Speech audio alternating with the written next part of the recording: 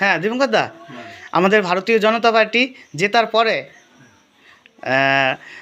এই যে তুমি একটা মানে মানত করেছিলে মায়ের কাছে, দক্ষিণেশ্বর কালী মায়ের কাছে একটা মানত করেছিলে যে ওইখানে তুমি গন্ডি কেটে গিয়ে পুজো দেবে, তাই তো? এবার এই যে তোমার এই যাত্রা শুরু করেছিলে, এই দীর্ঘ 19 দিনের এই যাত্রা গতকাল সম্পন্ন হয়েছে, গিয়ে পুজো টুজো দিলে, দেওয়ার পরে এখন তুমি কি এখন ওইখানে পুজো দেওয়ার পরে কি ফিল করলে, আর মায়ের কাছে কি চাইলে জনগণের জন্য, তারপরে হচ্ছে পার্টির জন্য কি চাইলে, এগুলো একটু বিস্তারিত বলো।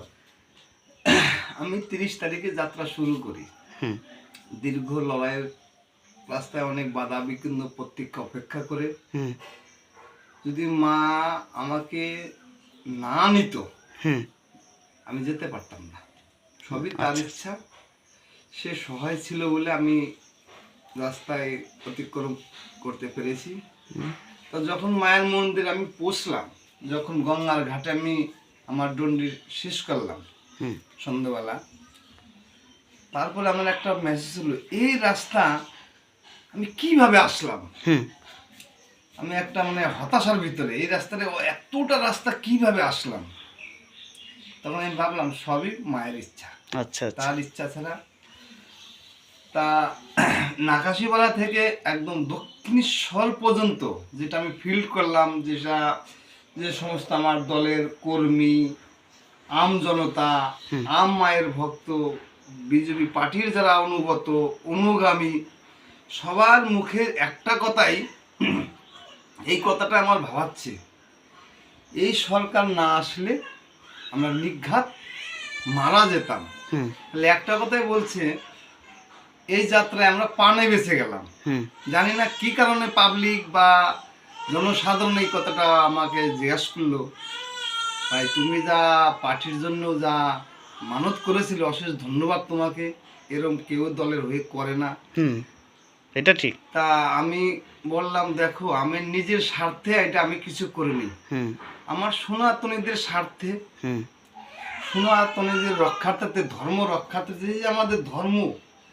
দিন যাচ্ছে আর বিপন্নর দিকে হুম এগিয়ে যাচ্ছে, দিন যাচ্ছে আর ধর্মটা এগিয়ে যাচ্ছে। হুম আমাদের ভারতীয় জনতা পার্টির প্রায় 300 কার্যকর্তাকে হত্যা করা হয়েছে। হুম অঞ্চলে টিএমসির মেম্বার আমাকে নিগৃহীত করেছে হুম একটা সাধারণ একটা কাজের কথা নিয়ে। এই যে মানসিক অত্যাচার, শারীরিক অত্যাচার, হুম তা মার কাছে আমি এইটুকুই চাইলাম, মা তুমি আধ্যাত্মিক শক্তি, মহামায়া, হুম তুমি সনাতনী, যখন ধর্ম প্রলয় ঘটে আমি দেখেছি বা আমাদের বুজুর্গ দাদু দাদা বাপদের কাছ থেকে শুনেছি, যখন ধর্ম বিপন্ন হয় হুম তখন কেউ না কেউ অবতীর্ণ হয় ধর্ম, সনাতন ধর্ম রক্ষা করার জন্য। হুম হো থাকতে আমার এটা ধারণা, হুম আমাদের এই ধর্ম রক্ষা করার জন্য মোদিজি, শুভেন্দুজি এদের হয়ে পাঠিয়েছে সনাতনকে রক্ষা করার জন্য।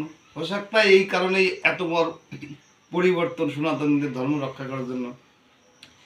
তা আমি মার কাছে চাইলাম, মা যা হবার তো হয়েই গেছে, সেটা ফেরত আনা সম্ভব না, আর যেন কোনো মায়ের কোল খালি না হয়, কোনো মায়ের শীতের সিঁদুর যেন না মোছে, এটাই মায়ের কাছে আমার কামনা ছিল।